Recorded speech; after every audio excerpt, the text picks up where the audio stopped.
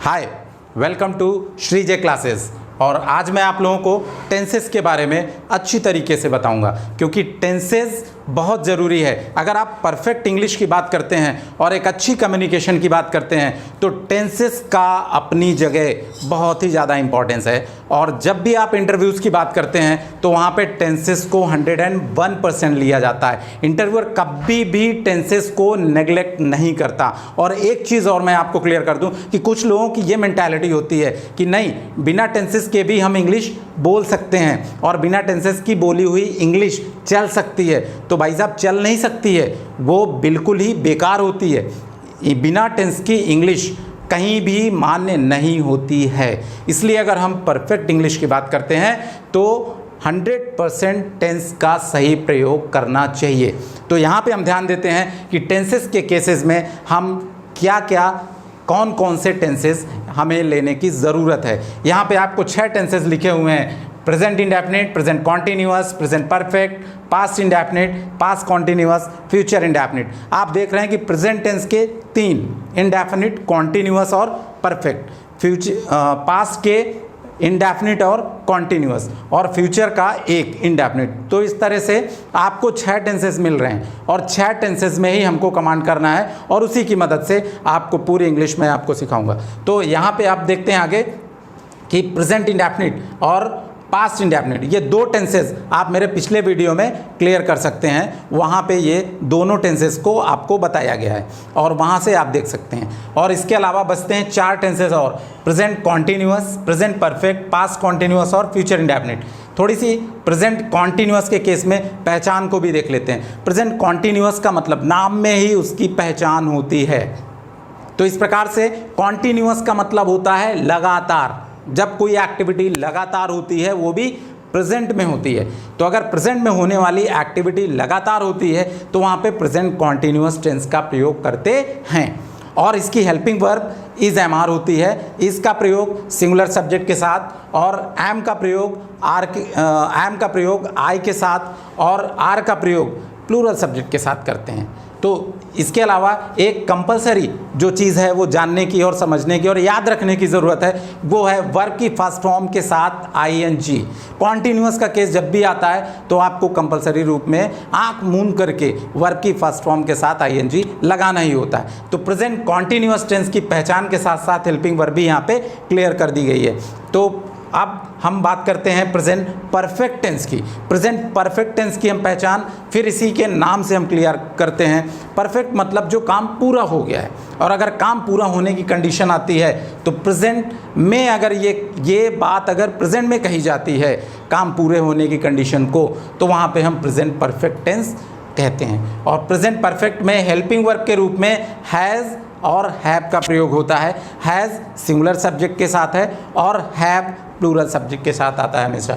और एक चीज़ कंपलसरी है, वो आपको ध्यान रखना है, वर्ब की थर्ड फॉर्म। वर्ब की थर्ड फॉर्म आपको हमेशा ध्यान रखना है कि कंपलसरी ये होता है प्रेजेंट परफेक्ट के केस में। फिर इसके बाद आप नंबर 5 पास्ट कॉन्टिन्यूअस टेंस में आप इसको ध्यान से देखिए। इसमें फिर वही चीज़ है, नाम से आप संबंधित है। Past continuous, continuity in past, नाम में ही उसकी पहचान। तो कॉन्टिन्यूटी इन पास्ट जब होता है तो वो पास्ट कॉन्टिन्यूअस टेंस कहलाता है। और इसकी हेल्पिंग वर्ब वॉज आई और सिंगुलर सब्जेक्ट के साथ लगता है। और वर का प्रयोग प्लूरल सब्जेक्ट के साथ होता है। और कंपलसरी, यहाँ पे कंपलसरी मैटर क्या है, वर्ब की फर्स्ट फॉर्म के साथ आईएनजी। सीधी सी बात है कि जहाँ पे कॉन्टिन्यूअस टेंस आया तो वर्ब की फर्स्ट फॉर्म में आईएनजी वो कंपलसरी हो जाता है। और इसके बाद लास्ट आपका फ्यूचर इंडेफिनिट टेंस। तो आपको 6 टेंसेस में से 6 के 6 वो कंप्लीट करने हैं और ये लास्ट है future indefinite tense. Future indefinite tense में आप पहचान के लिए सीधी सी बात है कि जब अपनी बात को हम फ्यूचर में कहते हैं तो वहाँ पे फ्यूचर इंडेफिनिट टेंस होता है। और फ्यूचर इंडेफिनिट टेंस में हेल्पिंग वर्ब के रूप में विल और शैल का प्रयोग किया जाता है। और विल और शैल प्लस वर्ब की फर्स्ट फॉर्म इसमें होती है, इसमें और कोई भी अलग से कोई भी चेंजेस या परिवर्तन नहीं होते हैं। इसमें हेल्पिंग वर्ब के रूप में विल और शैल का प्रयोग होता है। एक चीज़ आपको यहाँ पे और क्लियर करनी है कि आपको मैं आगे चल के आगे वीडियोज़ में आपको शॉर्ट फॉर्म्स बताऊँगा, लेकिन एक शॉर्ट फॉर्म आपको और ध्यान रखना है कि फ्यूचर इंडेफिनिट में आपको विल और शैल का जो प्रयोग भी खत्म कर देगा, डिफरेंस खत्म कर देगा। प्रयोग तो नहीं खत्म करेगा लेकिन उसका डिफरेंस खत्म कर देगा। आपको ये डिफरेंस करने की ज़रूरत नहीं है कि नहीं विल कहाँ पे लगेगा, शैल कहाँ पे लगेगा, क्योंकि यहाँ पे आप शॉर्ट फॉर्म में आइए। जब शॉर्ट फॉर्म में आते हैं तो आई के साथ आप जब भी आई के साथ, वैसे तो आई और वी के साथ शैल का प्रयोग होता है और बाकी सारे सब्जेक्ट के साथ विल का प्रयोग होता है, लेकिन जब अवश्य की कंडीशन आती है तो वहाँ पे आई और वी के साथ विल हो जाएगा। कहने का मतलब उल्टा हो जाता है और बाकी सब्जेक्ट के साथ शैल का प्रयोग हो जाता है। लेकिन आपको विल और शैल में भी डिफरेंस, स्पोकन के केस में अगर देखें तो जब हम शॉर्ट फॉर्म में फ्लुएंसी में बोलते हैं तो वहाँ पे बहुत सारे शॉर्ट फॉर्म्स यूज़ होते हैं और सब्जेक्ट के साथ अगर हेल्पिंग वर्ब को हम शॉर्ट फॉर्म में लेते हैं, जैसे आई के साथ हमने विल या शैल का प्रयोग किया तो उस केस में क्या होगा, आयल हो जाता है, तो विल और शैल का कोई अंतर नहीं रह जाता है। तो इस प्रकार से हम शॉर्ट फॉर्म्स के केसेस में, जब शॉर्ट फॉर्म का मैं वीडियो बनाऊंगा तो उसमें आपको इन सारी चीज़ों को विस्तार पूर्वक अच्छे से डिफाइन करके बताऊंगा और अच्छे से समझा दूंगा।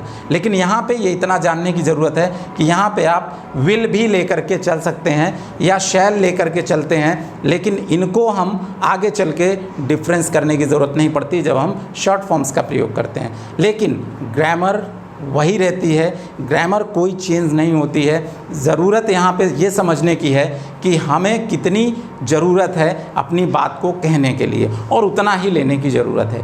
इसलिए जितना ज़्यादा नियमों में फंसेंगे आप, उतना ही ज़्यादा आपका स्ट्रेस बढ़ेगा और स्ट्रेस बढ़ने पे आप जितने अच्छे तरीके से परफॉर्मेंस दे सकते हैं, इंप्रेशन जमा सकते हैं, वो आपको कहीं ना कहीं प्रॉब्लम क्रिएट करता है। इसलिए आपको ये चाहिए कि हमें स्ट्रेस देने वाली चीज़ें नहीं चाहिए। तो एक तरीके से अगर रूल एंड रेगुलेशन के मामले में बात करें तो बहुत ज़्यादा अगर नियम हम फॉलो करते हैं तो वहाँ पे हमें कहीं ना कहीं स्ट्रेस बनता है। इसलिए जितनी उपयोगिता जिन चीज़ों की है उसको उतना ही हम यूज़ करें, जिससे हमारी फ्लुएंसी भी अच्छी बने और प्रोनाउंसिएशन भी हमारा डिस्टर्ब ना हो, या हम बाकी चीज़ों में कंसंट्रेट कर सकें और जो टेंस है उसको भी हम पूरी तरीके से परफेक्ट अकॉर्डिंग टू सिचुएशन ले सकें और उसका मीनिंग क्लियर होना चाहिए। तो ये बहुत ही ध्यान रखने वाली चीज़ है। इसमें बहुत ज़्यादा लोग कभी कभी कन्फ्यूज़ हो जाते हैं, तो इसमें ऐसा कुछ भी नहीं है जो कन्फ्यूज़ करने का है। सीधी सी बात है कि आप अपनी बात को जो भी टेंस में कह रहे हैं, इन 6 टेंसेस के अलावा आपको ज़रूरत नहीं पड़ने वाली है।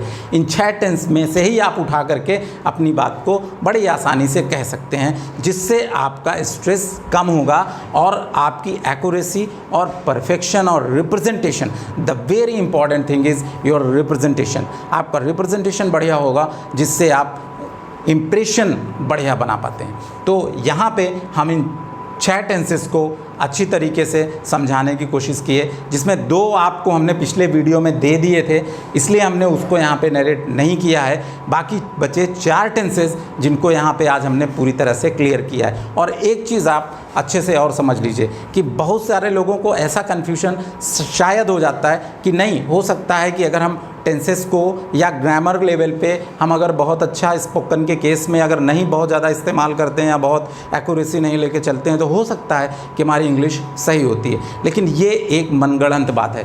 अगर आपको हम इंटरव्यू लेवल की बात करें तो इंटरव्यू लेवल में आपका 101% ग्रामर चेक होता है, और जब भी हम कहीं पे भी अगर बात करते हैं तो हमें इसका मतलब है कि 101% ग्रामर लेकर के ही चलना है, तभी हमारी एक्यूरेसी और परफेक्शन बनी रहेगी, और अदरवाइज़ हमारी इंग्लिश फिर उतनी सॉलिड नहीं होगी। इसलिए इन चीज़ों को, इन टेंसेस को अच्छे से हमें परफेक्ट करना है। इसके लिए हम थोड़ी सी प्रैक्टिस सेंटेंसेस लेकर के बना सकते हैं, या सिचुएशनल कंडीशंस लेकर के भी हम प्रैक्टिस कर सकते हैं। आगे मैं प्रैक्टिस सेट इन टेंसेस को ज़्यादा से ज़्यादा प्रैक्टिस करने के लिए जो प्रैक्टिस सेट्स हैं वो अगले वीडियोस में मैं डालूँगा। आज के लिए मैं आपको ये टेंसेस ही क्लियर कर रहा हूँ, और इन टेंसेस को आप अच्छे से क्लियर कर लेंगे तो आपको फिर प्रैक्टिस सेट में भी दिक्कत नहीं आएगी। तो आप इन टेंसेस के बारे में पूरी तरह से क्लियर कर लीजिए। और इसमें जो भी चीज़ें दे रखी हैं उनको आप प्रैक्टिस के माध्यम से ज़्यादा आप परफेक्ट कर लें, जो आपके लिए और कोई भी जो इंग्लिश बोलना चाहता है उसके लिए द बेस्ट होगा। और अगर आप इस वीडियो को लाइक करते हैं तो please like, share and subscribe और बेल आइकन दबाना बिल्कुल ना भूलें। Thank you.